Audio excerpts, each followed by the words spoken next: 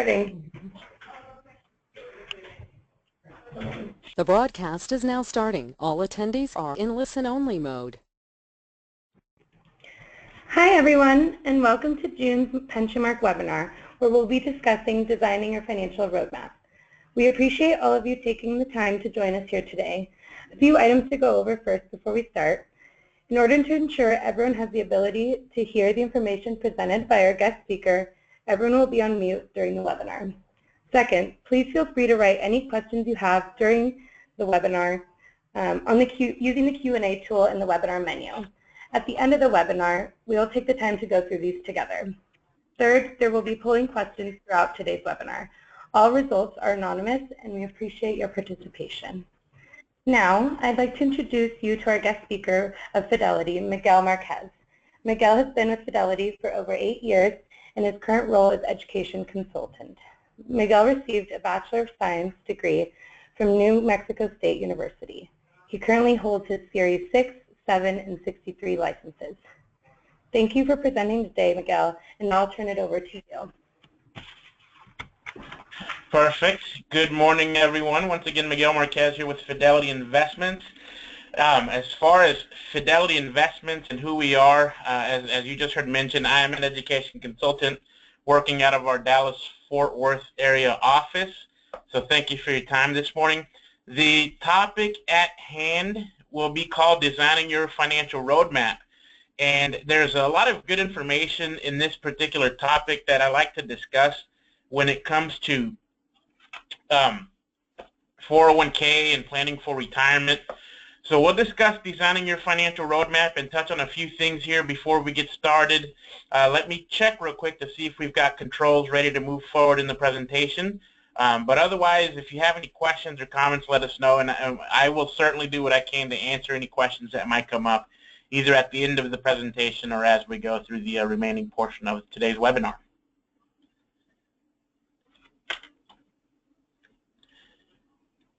So it looks like we've got one quick polling question that comes up right now. So we're going to go through this question before we kick things off. For those of you on the phones right now, how confident do you feel in your current finance strategy? Of course, the three answers are on the screen. Number 1, very confident. Number 2, somewhat confident. And number 3, I have no financial strategy. So those are the 3 responses that you can take advantage of in regards to the question at hand. Let me know if you need me to repeat anything, and I can certainly do so.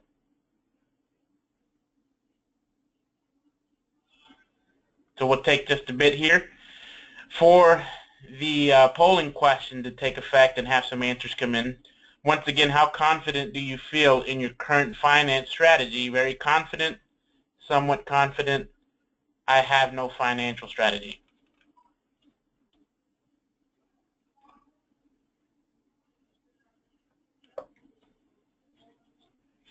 And as we go through the presentation, of course, we hope to address any issues or any questions that you might have in regards to today's question. As far as the answers that just got returned back, it looks like the overall percentages, somewhat confident seems to be the leader here at 47%. The first option was very confident, and that came in last place at 18%. And the third option, I have no financial strategy, came in at 35%. So it looks like most folks on the phone are somewhat confident, followed by I have no financial strategy, and hopefully we address questions across the board, whether you are very confident or not very confident at all. And that's the whole purpose of having a webinar such as what we're having today, discussing this topic at hand. So that is the overall topic of discussion today, and that's what we're going to focus on, designing your financial roadmap. The agenda involved in this particular topic involves maximizing your retirement savings opportunities, balancing your non-retirement savings goals with your retirement savings goal, of course, expanding your investment and portfolio strategy across the board, whether it's involving your 401k or whether it's involved with creating some sort of emergency fund. So we'll talk about different ways to approach various goals that you have in life. Organizing and protecting your savings, meaning what you just heard me say, establish an emergency fund so you don't have to dip into retirement savings should the need arise.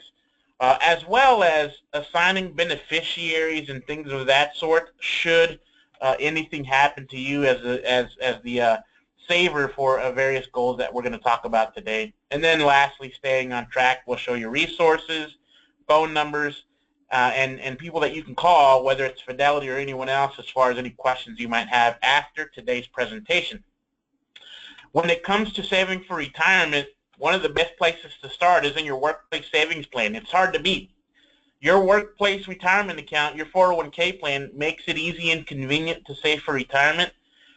It has a broad range of investment choices that you can choose from, and if you're not familiar with the investment choices or you haven't taken a look at all of the options, I certainly recommend going to your 401k website, netbenefits.com, registering for online access and reviewing all the returns, the insight, the third-party ratings that we have on all the various options in your 401k plan.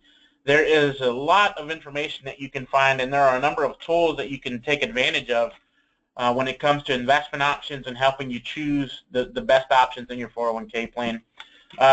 We're also going to cover, or I'm sorry, as far as your 401k plan goes, it's also a great way to lower your taxable income, especially if you're doing pre-tax contributions. If you're contributing pre-tax, that can lower your taxable income because you're contributing before taxes. Those contributions go into your 401k plan before any taxes are paid, and then you're going to pay those taxes in the future. And in regards to paying those in the future, that leads me to the fourth bullet point, tax-deferred growth. You're deferring those taxes until you retire. At that point in time, whenever you retire and you start taking distributions, that's when your taxes are then owed to, of course, the IRS. And then over time, compounded growth potential. The earlier you get started, the better situated you will be for a more comfortable retirement. Regardless of how early or how late you start in life saving for retirement, you should start at any point in time. But obviously, if you can get started younger in life, you take into consideration time value of money and the capability of compounded growth over time, over 30 or 40 years, that could make a significant dent in how much money you have saved for retirement versus starting a little bit later in life. So for those younger folks on the phone, definitely get started as early as you can. And I like that particular slide because it leads me into the topic in the slide you see on the screen right now. In today's retirement landscape, where is money really coming from? Whenever any of us retire, there are four main sources of retirement income. The first source of income is the most popular, Social Security. The second source of income is not as popular as it once was, and this is private pension plans.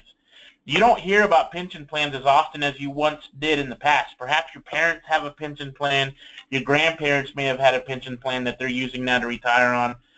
But that's the second option. That's the second source of retirement income. The third is income from personal assets, such as your 401k plan. Perhaps you also have real estate income that you're deriving income off of. That would fall under the third option, which is income from personal assets. And the fourth is wages in retirement. Wages in retirement means exactly that. You are earning a wage even though technically you should be retired. In doing these 401k meetings for various companies and participants with different backgrounds and lifestyles, usually when I speak to someone at a meeting that is older and should technically be retired but is still working, more times than not, it's because they didn't save enough for retirement or they had to go back to work because expenses, whether it was lifestyle expenses or healthcare expenses, got too expensive and they had to go back to work to make ends meet. When it comes to retirement, if you want to go back to work, it should be exactly that. It should be because you want to, not necessarily because you have to. But unfortunately, most times when I do these meetings and the folks that I meet that should be retired, it's because they had to. Now, when you look at this pie chart, if you look at back at 1974, you'll notice that the biggest source of income at 42% was Social Security. That's what people depended on back then. Fast forward to 1999, it's still a significant amount, but it's not as a significant source of income anymore as it once was. It dropped from 42% down to 18%. What was the other biggest change you see there? Wages in retirement. If you look at the first pie chart, you'll notice that wages in retirement only made up 22% of your source of income. Fast forward to 1999, that now doubled to 44% of your income. And it feeds into what I just explained. More times than not, people are still working during those retirement years because they didn't save enough for retirement or expenses got too substantial. Okay. Now, fast forward to 2030, we still expect wages in retirement to be a significant amount at 40%. But what we also expect is that income from personal assets continues to grow. And if you look at the second and third pie charts, you'll notice that income from personal assets should double to 36% by the year 2030, meaning more of us are saving for our own retirement as opposed to depending on Social Security or going back to work, and of course, lastly, pension plans. So it's an ever-changing environment, but that's where we see the overall landscape, where it's come from, and where we expect it to be in the future. We've got one more polling question here to follow up everything that we've just discussed. So on the screen, we're going to address this next polling question. How much are you currently contributing to your employer's retirement plan? Number 1, are you contributing between 1 and 5%? Number 2, between 5 and 10%? Number 3, 11% or more?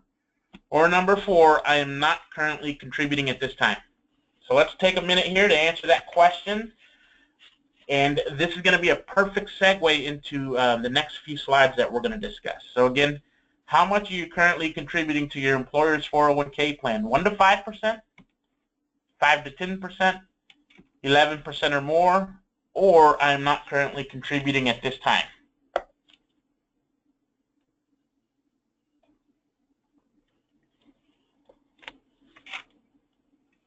So those are the four answers at hand, and then we'll review those answers here in just a bit once we get the responses back. And like I said, as far as what we're about to discuss, it leads into it's a perfect segue into how much you should be saving for retirement in your 401k plan or in a personal IRA outside of work as well. So it looks like it's very, very evenly distributed across the board aside from number 4, which is great to see. That's the lowest amount. If you can see these answers, how much are you currently contributing to your employer's retirement plan? The first 3 answers are all at 29%. Very nice to see. So everyone's contributing something. There's a 12% answer here that say I'm not currently contributing at this time. We have our own reasons.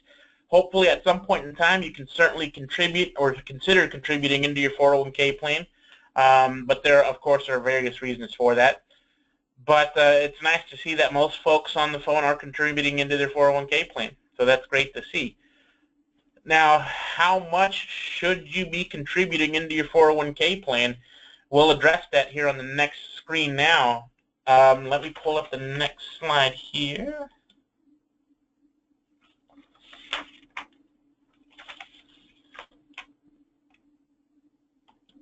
There we go. So how much should you be saving for retirement? Oh, fast forwarded a little too much. The rule of thumb is 10 to 15%. If you can contribute between 10 to 15% of your paycheck, you are situating yourself to hopefully have a comfortable retirement. So 10 to 15% is a good benchmark as far as how much you should be saving for retirement. Obviously, if you're just starting saving for retirement, starting off at 10 to 15% can seem high. So I always tell people, start with what you can afford and then work your way up to that 10 to 15% if it's impossible right now. Over time, as you continue working and hopefully making more money, you can afford to increase those contributions and get to that 10 to 15% benchmark up to the IRS limits. So again, start with what you can afford, work your way up over time. Just as an FYI, we have the IRS limits on the screen here. The maximum you can contribute into your 401k plan this year is $18,000. If you are age 50 or older, however, you can take advantage of what is called a catch-up contribution limit, and that is an additional $6,000 on top of the $18,000 that you can contribute. So if you're age 50 or older, your maximum IRS limit is $24,000. That's the maximum you can contribute into your 401k. Under the age of 50, it's $18,000. Okay, so again, those limits can be high for a lot of us. Start with what you can afford, work your way up over time, and as time permits and you can increase those contributions, get to that 10 to 15% mark or higher if you can afford it. Okay. Of course, earlier I mentioned getting started. The earlier you can get started in saving for retirement, the better positioned you're going to be when it comes to retirement.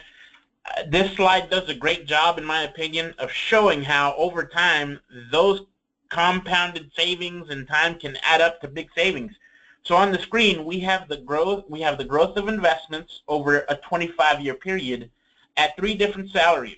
So you can find the salary that might be closest to what you earn, whether it's $30,000, $50,000, or $75,000, and then you can compare that contribution rate to that salary. So as an example, let's say that you earn $30,000 and you are contributing 8% of your paycheck into your 401k plan. Assuming a 7% rate of return on your money over 25 years, contributing 8% should grow to about $261,000. So again, we're looking at the middle column under this, right above the $30,000 annual salary. If you can afford to contribute 10%, that's just an extra 2% of your paycheck. You'll notice that there is a significant difference in how much you're going to have over the next 25 years. You should now be situated at about $313,000 for retirement. So that's a significant amount simply by increasing your contributions 2% more over 25 years. Now, of course, if you have a higher salary, then these numbers are going to increase according to that salary. As an assumption, let's say you earn $50,000 and you contribute 8%.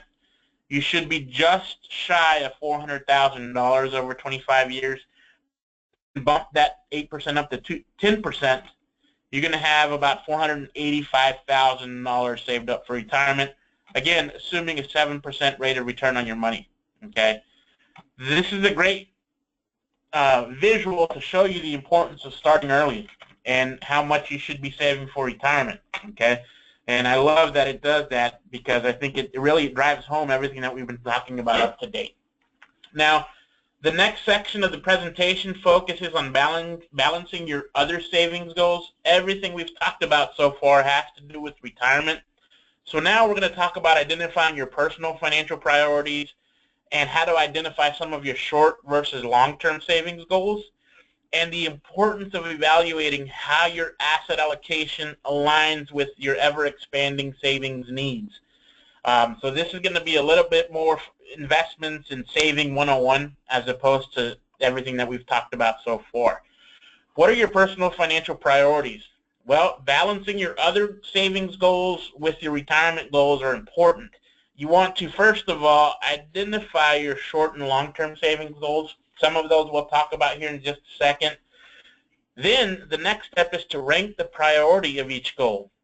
Okay, so after you identify your short and long-term goals, follow that up by ranking the priority of each goal, and then know your trade-offs, know your time horizons, and the cost of achieving each and every goal that you're looking to save for.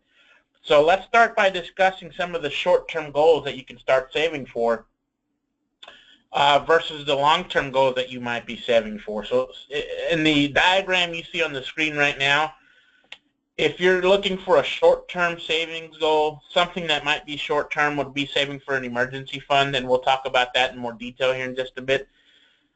So that's going to require lower amounts of money, an emergency goal, and it's also going to be something that you can save up in a fairly quicker time frame as opposed to saving for retirement in the upper right corner.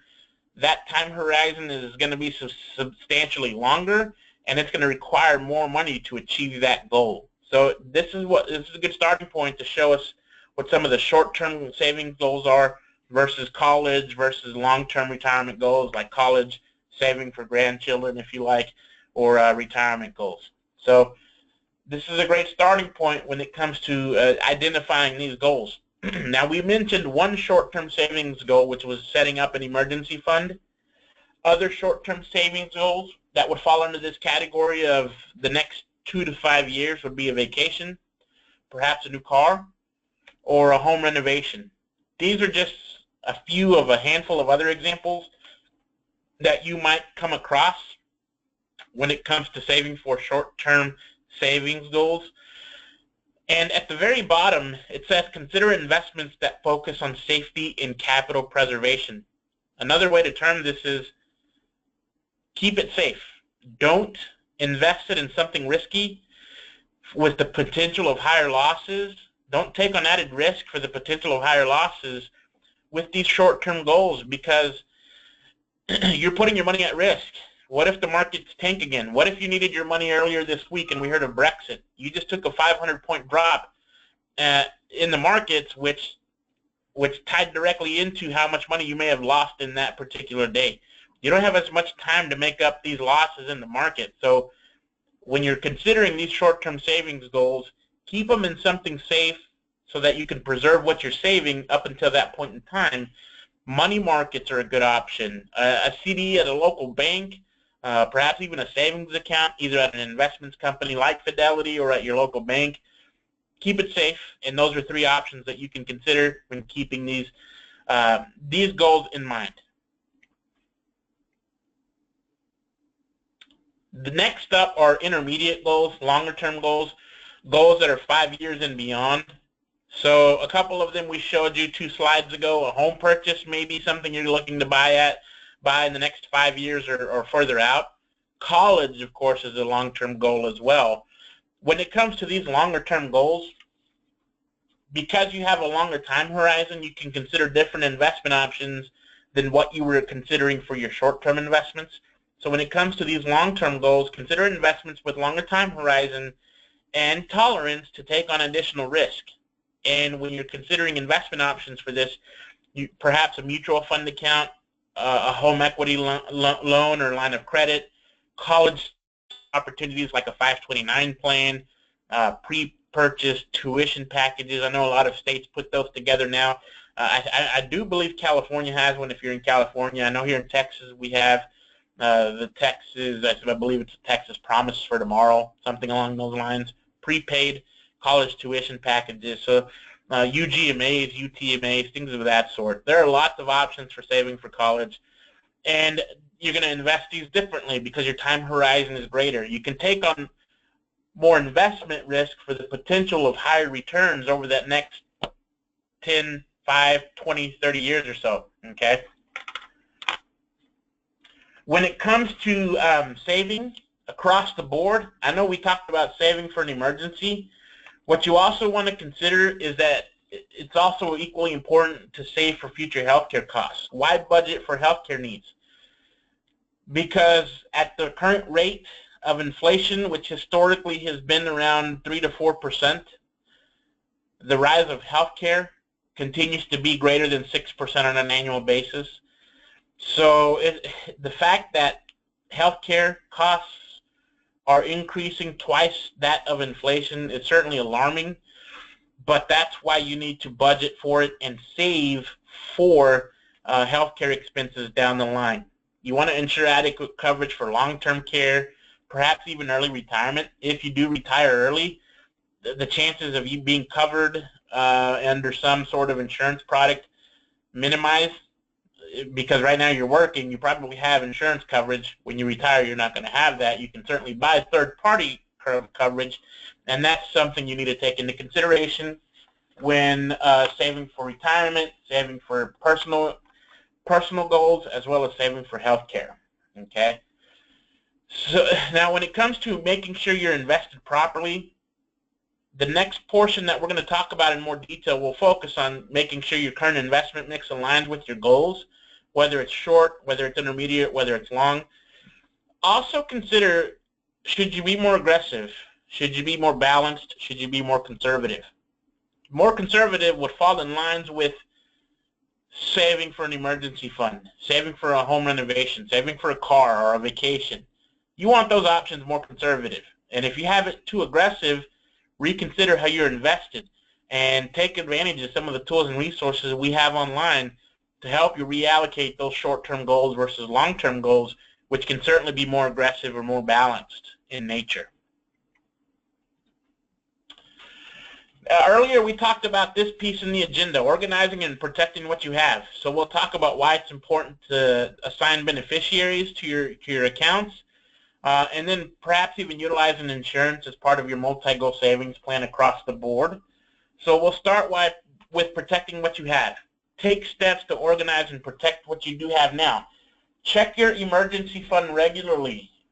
Make sure you have at least 3 to 6 months worth of saving for expenses during that time horizon. Once you do that, you've accomplished a very short-term goal, and you've accomplished that emergency fund as a whole in case something happens and emergencies arise or involving healthcare needs. Verify your beneficiaries, I would say at least once a year. Typically, most people do this at the beginning of the year, but if you haven't done this and verified what your beneficiaries are, get that done as soon as you can, especially if you just went through a big life event. The third thing you see here is creating wills, trusts, assigning organizations. If you reviewed and established an estate or a will or a trust, you can assign that as a beneficiary on your 401k plan as well as your other accounts that you have outside of your 401k plan. But also, if you went through a big life event like a divorce, perhaps a marriage, or you just had kids, those are what I call the big three, and those are typically when I see people forget to update beneficiaries, particularly around divorces, where people forget to remove ex-spouses and add current spouses or new spouses onto their 401k plan. So make sure that you look at your beneficiaries at least annually and update those beneficiaries as time goes on. Check them at least annually and update them if need be. Okay. Now, as far as setting up that emergency fund, you heard me mention you want at least 3 to 6 months worth of living expenses, and you want this somewhere safe and easily accessible. Earlier we talked about keeping it in a money market, a savings account, things of that sort. Keep it somewhere where you can easily access it should the need arise, because we never know when these needs are going to arise. And unfortunately, that's how life works. So make sure you have this aside somewhere safe and easily accessible should that need arise. Now, as far as beneficiaries go, as I just mentioned, you can assign your spouse, you can assign kids as secondaries or primaries, wills, trusts, organizations.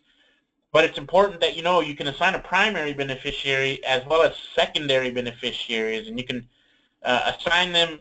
Call us if you have questions. If you work with an estate planner, perfect. If you work with your own financial advisor, they can certainly help you out with the beneficiaries.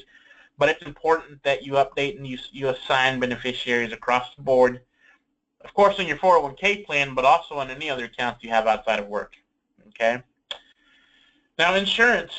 We don't talk about insurance that often, but if you have ever purchased insurance or thought about purchasing some sort of insurance policy, you want to make sure that you have adequate coverage across the board. So you can start with your own health insurance at work. Make sure your health insurance is adequate. Know your limits. Know your terms around health.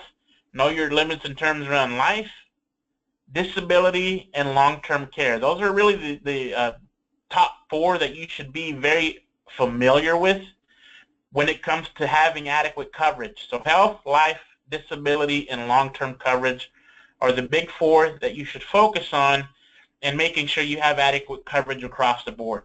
Okay. Now, the last section of the presentation focuses on making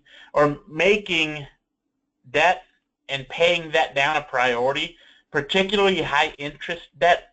So we'll talk about a few different topics around debt. A lot of these aren't fun to discuss on a personal matter, so we'll keep this broad and discuss consumer spending trends, debt to income, and ways to reduce bad debt, things that you can take home with you after this session and perhaps utilize within your own personal financial situation.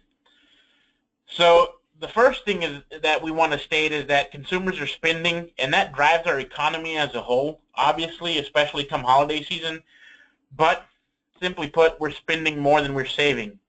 46.2% of all families carry some sort of credit card balance. Raise your hand if you're one of them. I'm certainly raising my hand right now. 7% make only the minimum payment. and that's sad, because if you can't pay more than that, then you're going to be paying on a probably a low balance for a number of years. So try to pay more than just the minimum payment. And then 13.44% is the average APR on credit cards. That may have changed recently with some of the interest rate hikes that we saw earlier in the year. I think we've only seen one, but at the time that we put this together, that was the APR on credit cards.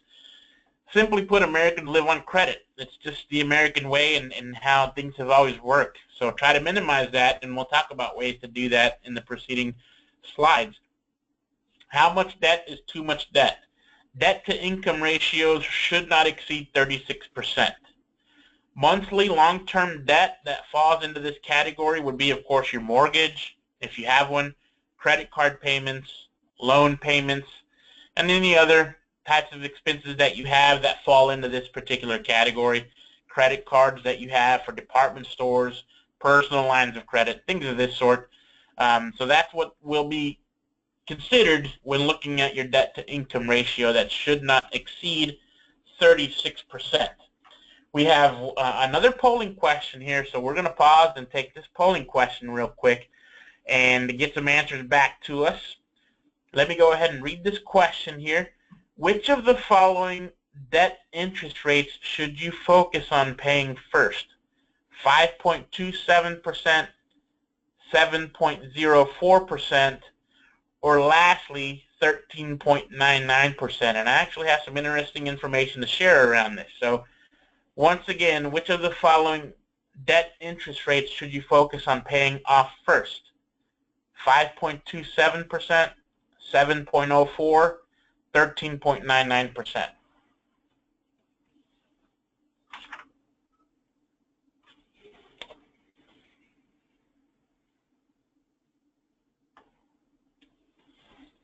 There are a lot of processes when it comes to this thought idea as far as what you should save for retirement. It looks like everyone is in agreement with what we're about to share, because 100% of the answers came back at 13.99%. That's great to see, because it makes the remainder of this presentation easier. But I have had instances where some folks might follow financial advice or watch videos from other third-party instances. Personally, I don't think there's a negative way to attack attack debt, but there are some other thoughts around it that are worth also looking at as far as how you attack this. Dave Ramsey, I'm sure some of you have heard of the financial guru David Ramsey, and I've had people bring this up on calls where his thought process is to attack lower interest rate debt first, finish that off, and then go after your high interest rate debt. I don't know if I'm on 100% agreement with that. I tend to err on the side that you guys just all voted on as far as attacking high interest debt first, and then expanding that into other forms of debt, paying off the remaining amounts. So that's what we'll talk about now as far as what you should be paying off, attacking high interest rate debt first, and then focusing on your other areas of paying off debt. Okay, so we'll go ahead and continue here if I can.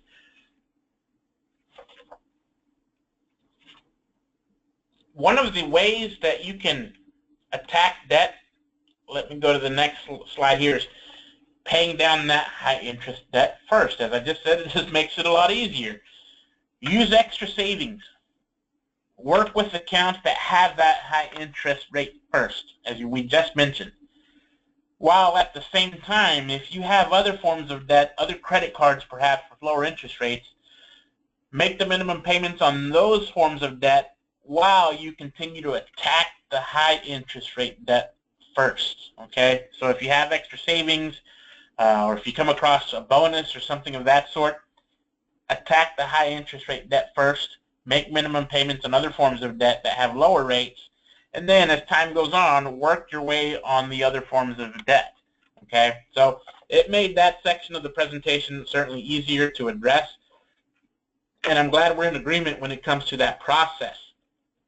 Now, we'll segue right into this section, which is understanding, monitoring, and protecting your credit. So we'll jump right into what we mean by different forms of credit and how you can protect it. Of course, when it comes to our credit scores, our FICO scores, different scores that we have out there, check those reports regularly. Sometimes, if you get surprised like I did, you'll find that one of your credit cards reports it automatically for free. I logged into my Discover card recently, it was my Visa card recently, and I had my credit report automatically updated on a monthly basis. I no longer have to go anywhere else to access it, but if you ever want to access your scores, there's a national website you can use. It's not related to Fidelity in any manner. It's more of an FYI, and that's at the bottom of the screen here. It's annualcreditreport.com. You can visit that website and obtain your credit report from the 3 leading agencies out there and obtain that report for entirely free. Be aware that there are add-on services to those reports that you can pay for. And certainly don't confuse this free website with other jingles that you commonly see in commercials.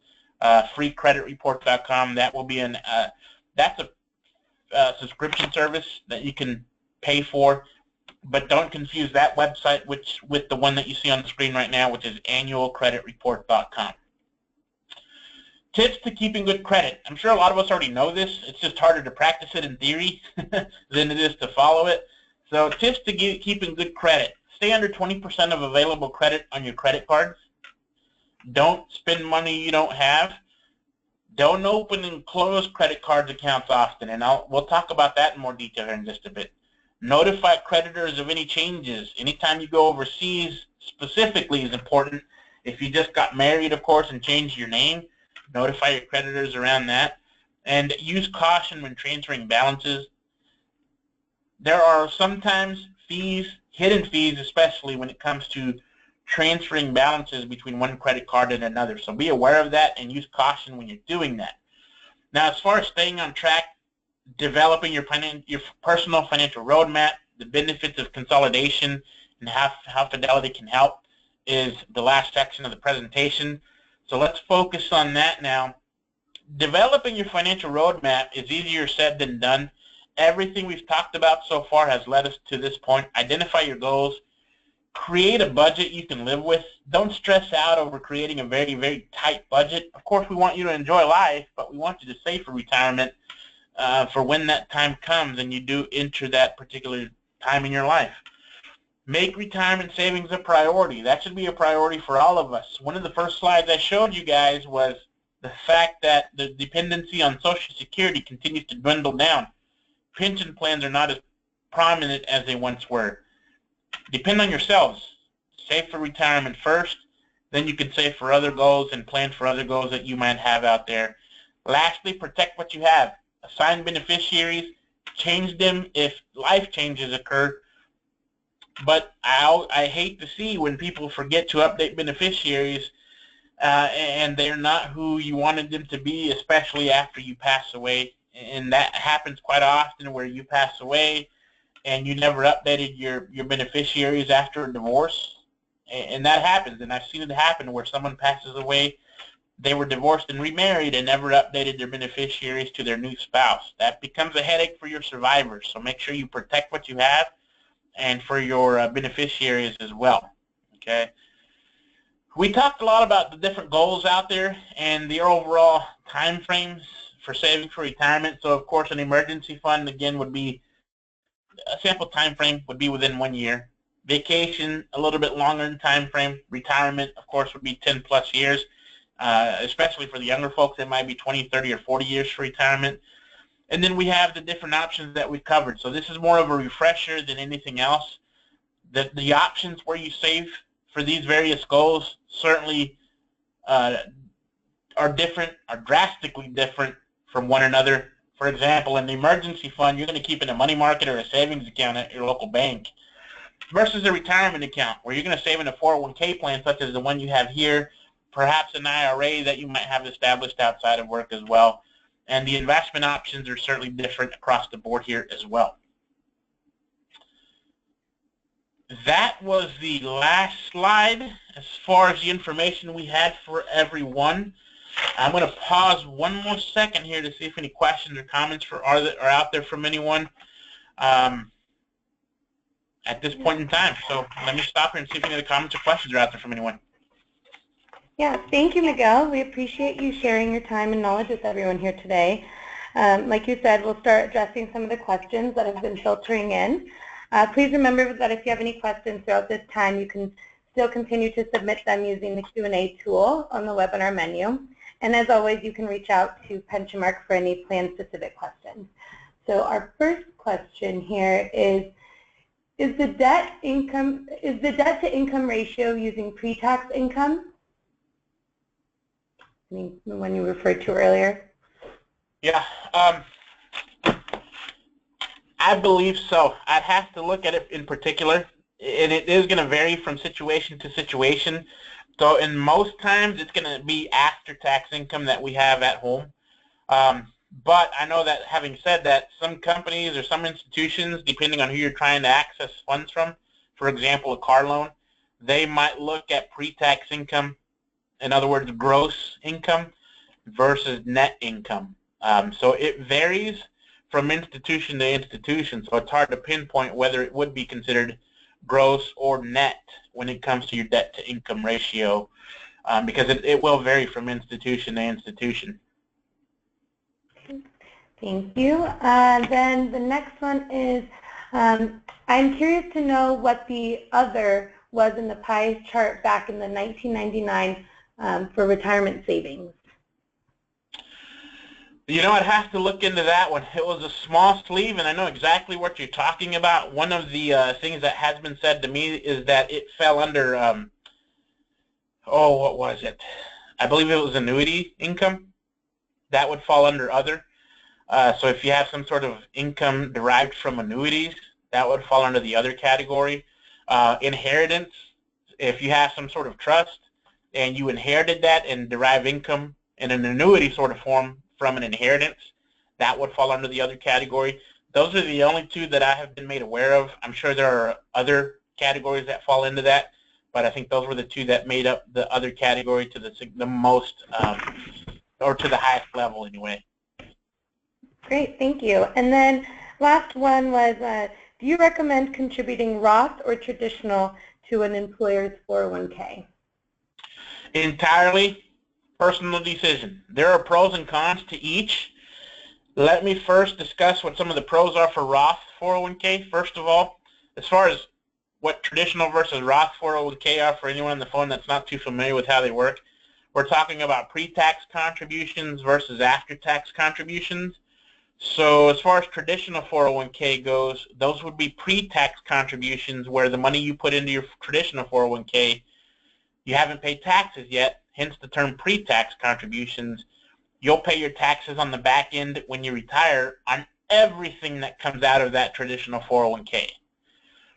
Now with a Roth 401k, contributions are after tax. So you're putting in your contributions after tax.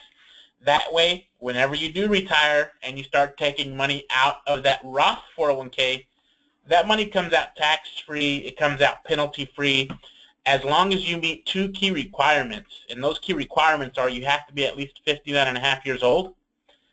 And secondly, whenever you touch your Roth 401k money in the form of distributions, it has to be at least 5 tax years from when you made your very first Roth contribution going in. So as long as you meet those two key requirements, I'm telling you this because if you meet those two key requirements, any money that you take out of a Roth 401k is called a qualified distribution, and it comes out tax-free, penalty-free. I emphasize any money because this also includes earnings. So for the younger folks on the phone, if you have 20, 30, 40 years to go before retirement, that could be a substantial amount in earnings. You know, for example, you put $100,000 into your 401k over the next 30 years, you're going to be invested in the stock market for 30 years. What if that grows to $500,000? Well, that's earnings in the amount of $400,000. And in a Roth 401k, as long as it's a qualified distribution, meaning you meet those two key requirements I just said, those earnings come out entirely tax-free. You don't owe taxes on those earnings. In a traditional 401k, you're going to pay taxes on everything, including earnings. So That is one of the biggest differences that I like to point out as far as traditional versus Roth.